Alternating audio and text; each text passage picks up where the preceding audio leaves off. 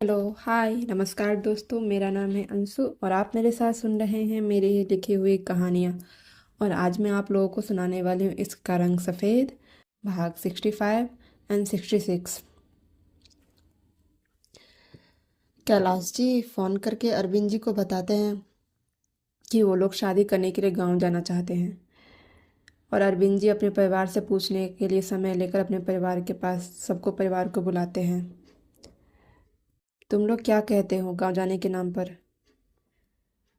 अरविंद जी सबका राय विचार जानने की कोशिश करते हैं।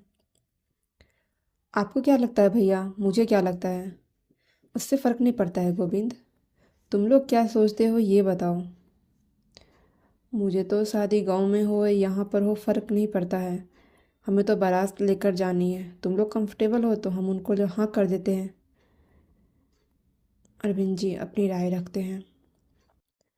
अगर आपको परेशानी नहीं है तो हमें भी कोई परेशानी नहीं है। गोविंद जी अपने भाई के हाँ में हाँ मिला देते हैं। लेकिन मुझे परेशानी है। मैं कैसे गांव में रह पाऊंगी? वहाँ कहाँ रहेंगे, क्या करेंगे सोचा है? यहाँ पर सब कुछ है। गर्मियों का मौसम है, एक भी मिनट एसी के बिना नहीं रहा जाता है। और गांव में लाइट का कोई ठिकाना नहीं होता है, पंखे पर भी आफत हो जाती है। ऐसे में कैसे गांव जाकर रहेंगे? नहीं नहीं, मैं गांव नहीं जा सकती हूँ। और ये क्या बात हुई?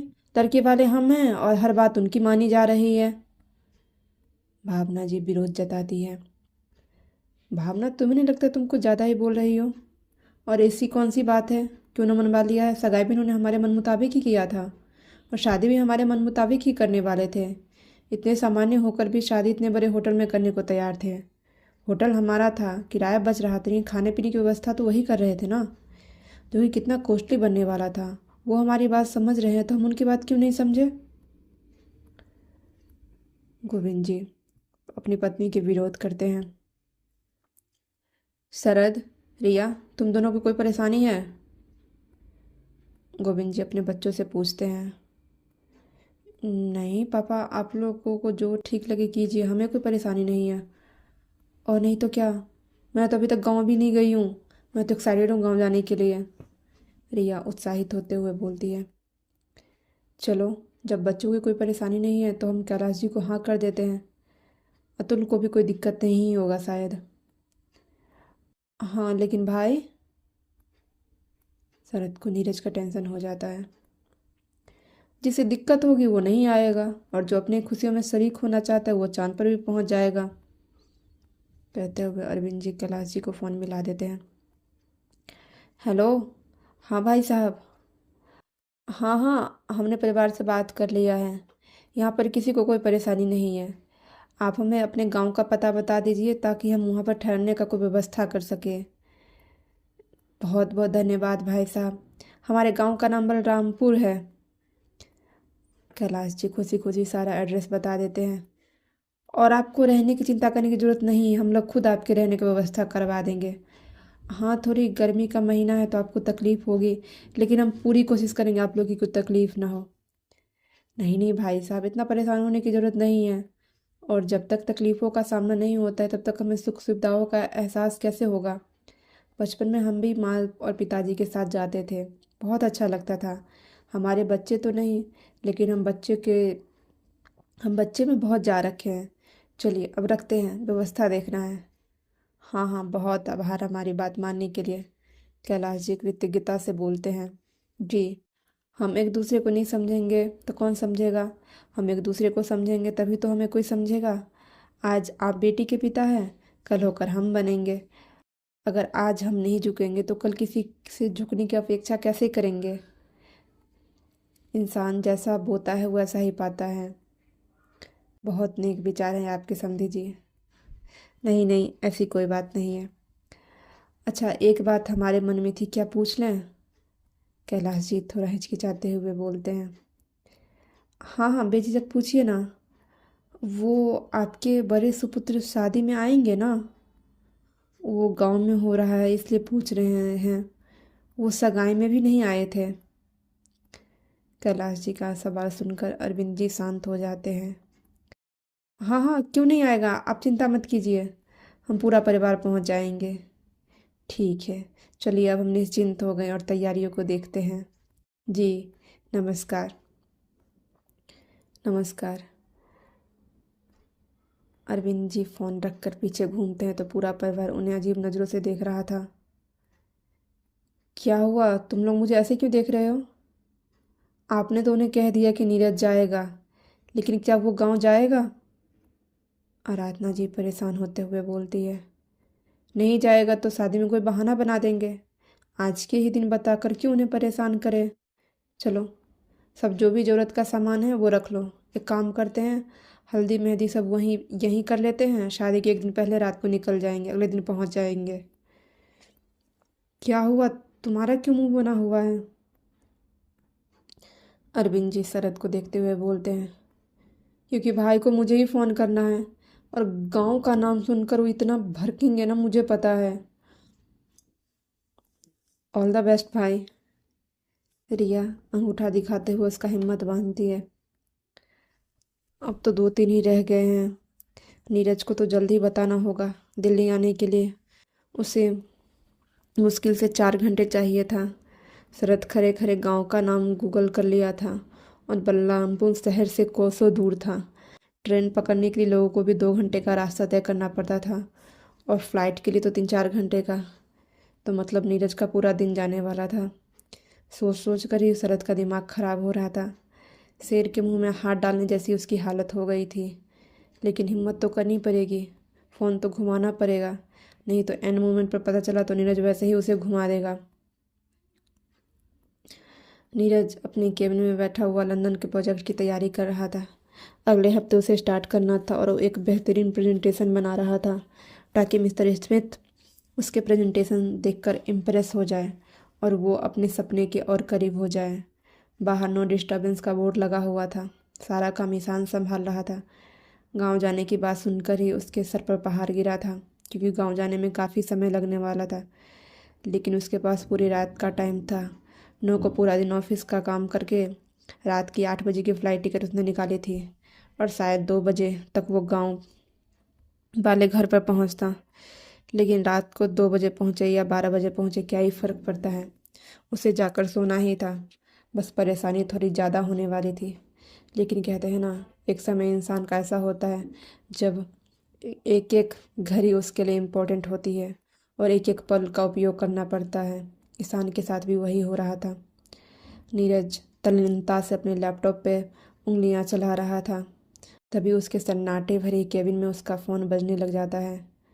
नीरज अपने फ़ोन की तरफ देखता है, जिस पर शरद का नंबर दिखाई दे रहा था। शरद का नंबर देखकर वो फ्रस्ट्रेट हो जाता है।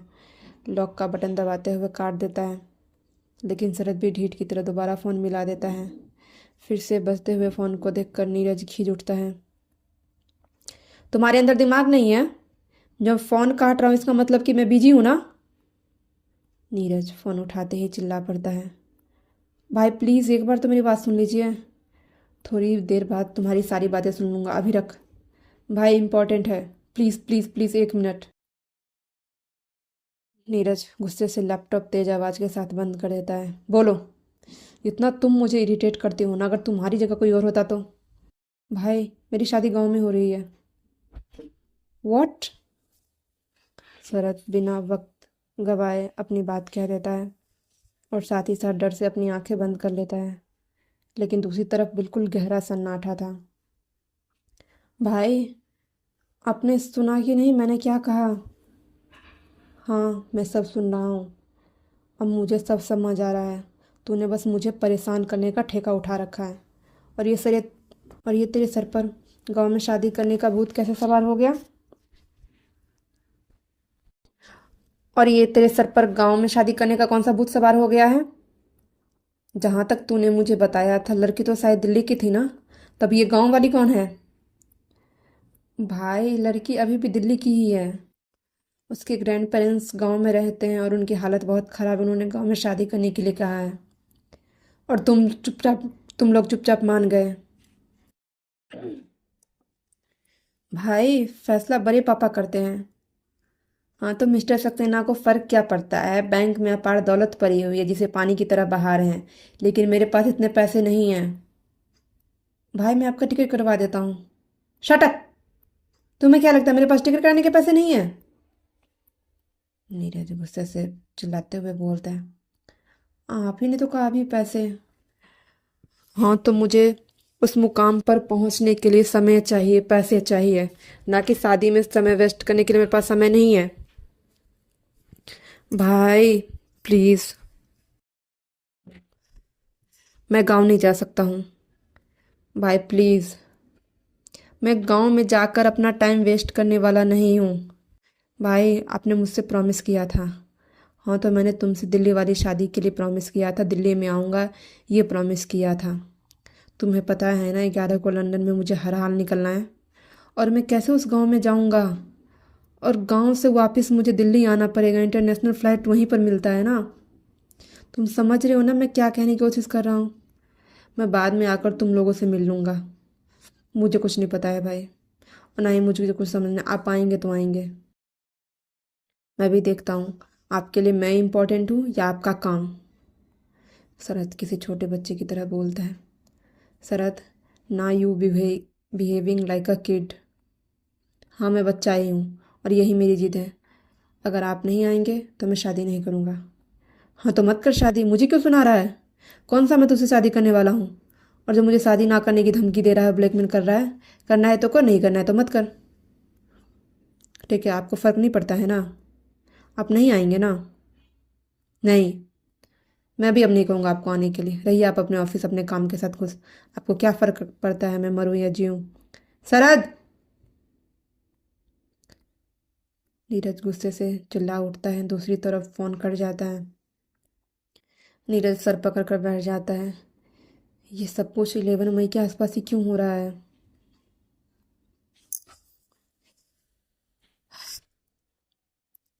अगले दिन सब एसी का टिकट कराकर ट्रेन पर सवार हो गए थे।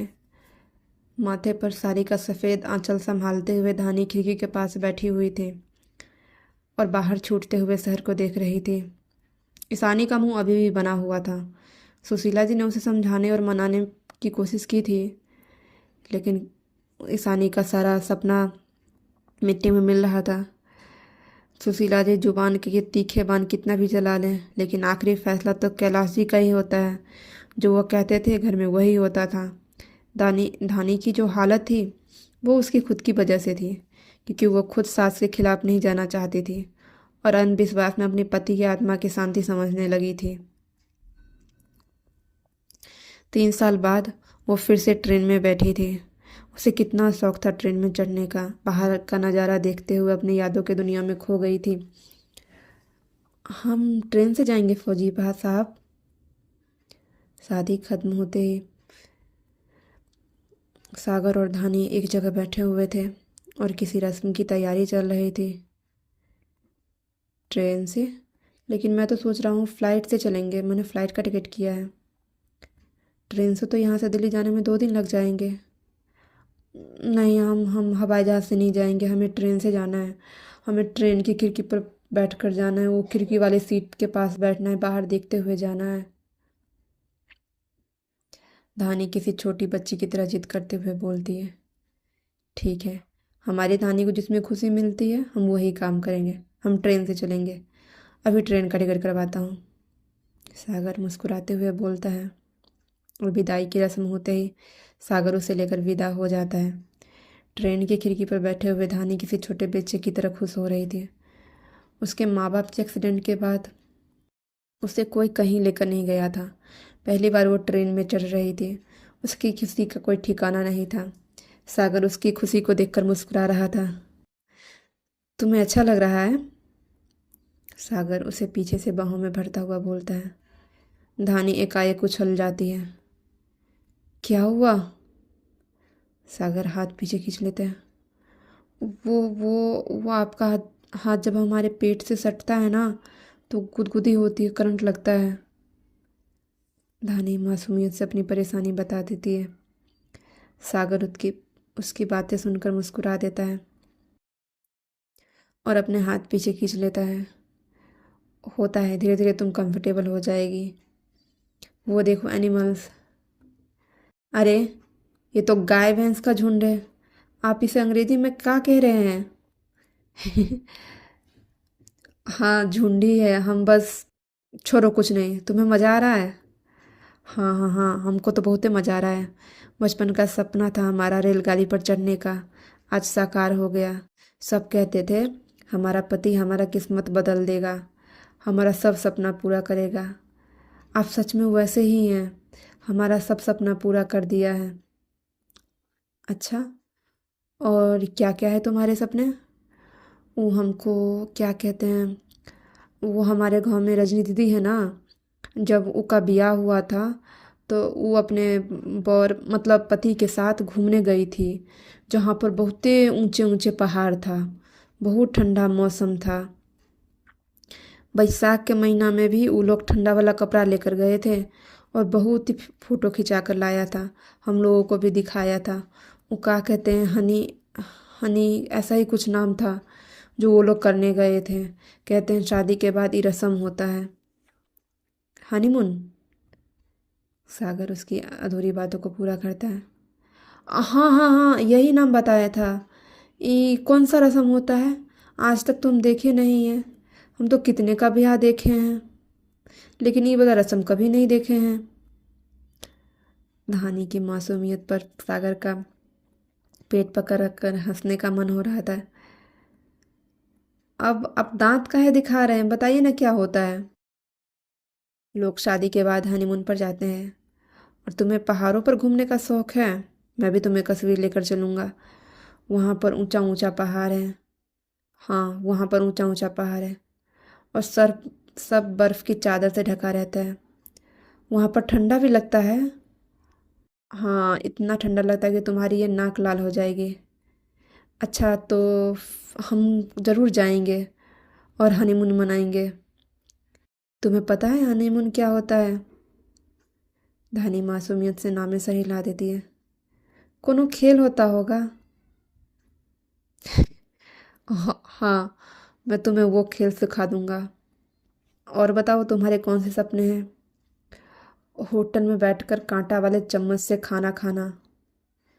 क्या? तुम अभी तक कभी रेस्टोरेंट नहीं गई हो?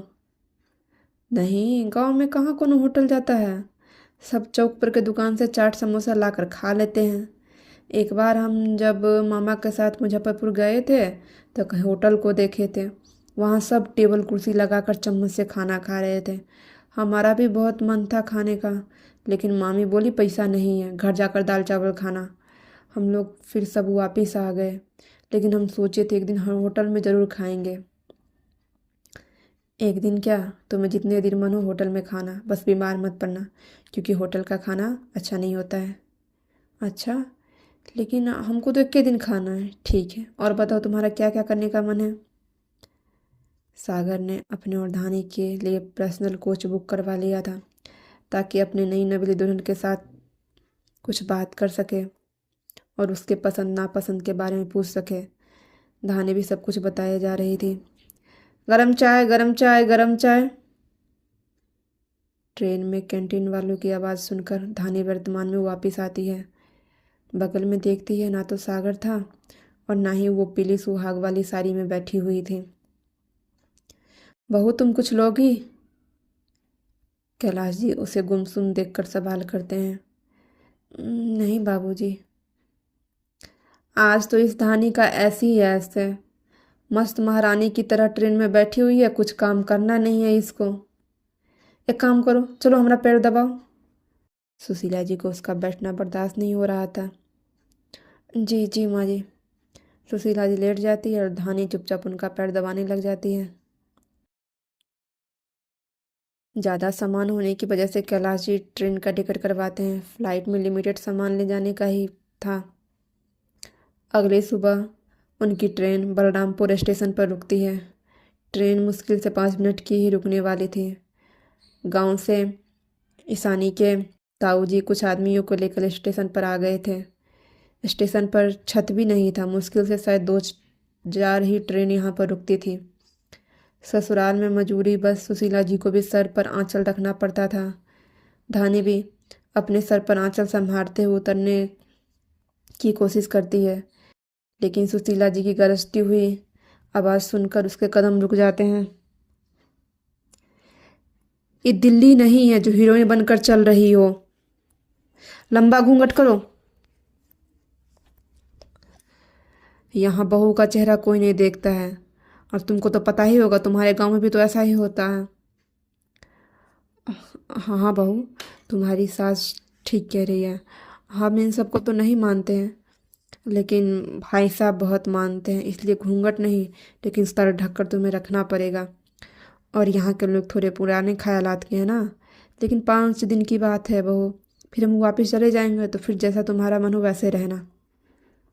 वो क्या है ना, लोग इसे ही अपनी इज्जत प्रतिष्ठा मानते हैं, और तुम सर ढक कर रहोगे तो भाई साहब को पसंद आएगा। जी बाबूजी। नानी हल्का सा घूंघट कर लेती है। सुशीला जी उसका साड़ी खींचकर घूंघट लंबा कर देती है, और खुद भी हल्का घूंघट कर लेती है, क्योंकि बाहर जेठ जी खड़े थे और बहू जेठ के सामने मुंह दिखाकर नहीं रह सकती थी। गांव से आए गांव से आए हुए आदमी उनका सामान उतार दिया था। सब एक एक करके उतर जाते हैं, और उनके उतरते ही गाड़ी चल पड़ती है। सामने सफ़ेद रंग की धोती, सर पर पगड़ी बांधे हुए कैलाश जी के बड़े भाई खड़े थे। अभी अभी अपने मूँछों को ताव देने से भी पीछे नहीं हट रहे थे। ईशानी जाकर उनका पैर छूती है। खुश रहो। शहर जाकर तो अपने ताऊ जी को भूल गई क्या? ईशानी का बना हुआ चेहरा देखकर बोलते हैं, नहीं नहीं ताऊ जी, आप सबकी बहुत याद आती है। चलो घर चलो, तुम्हारी ताई तैयारी करके बैठी हुई है। धानी भी पैर छू लेती है। खुश रहो बहू। कैलाश, बहू को समझा दिया है ना, इस शहर नहीं है, इसलिए यहाँ घूंघट करना पड़ेगा। शंकर पांडे की बहू है, इज्जत और प्रतिष्ठा का मान न बुरा दे। हाँ हाँ भाई साहब, हम सब समझा दिए हैं, चलो ठीक है। अरे तुम काहे मुंह बना रही हो? तुम्हारे लिए कूलर लगा दिए हैं, बल्कि शहर से 10 कूलर खरीद कर हर कमरे में लगवा दिए हैं। ईशानी का बना हुआ चेहरा देखकर ताऊ जी बोलते हैं, तुम लोगों को परेशानी नहीं होगी। अब चलो। स्टेशन पर इक्का दुक्का लोग ही दिखाई दे रहे थे, बिल्कुल सुनसान पड़ा हुआ था। बस एक छोटा सा चाय पानी का दुकान था। सब उनके पीछे चल पड़ते हैं। स्टेशन से उतरते हैं, उनके सामने बोलेरो लगा हुआ था। एक एक गाड़ी सामान में भरकर पहले ही जा चुका था। सब गाड़ी में बैठकर गांव के रवाना हो जाते हैं। बाहर की हरियाली काफ़ी मनमोह रही थी। धानी घूंघट से ही अंदर से ही बाहर का नज़ारा देख रही थी, और ये नज़ारा उसे सुकून दे रहा था। ये हरियाली उसे अपने गांव की याद दिला रही थी, जो शादी के बाद दोबारा वो जा ही नहीं पाई। जिंदगी इस तरह से पलटी, जीवन उस चार दीवारी में कैद होकर रह गया। लेकिन अब इतने सालों में गांव आकर उसे खुशी मिल रही थी, और चेहरे पर एक सच्ची मुस्कान थी। हर हर महादेव दोस्तों, आज का भाग यहीं ख़त्म होता है। कल मिलते हैं नए भाग के साथ। Thank you.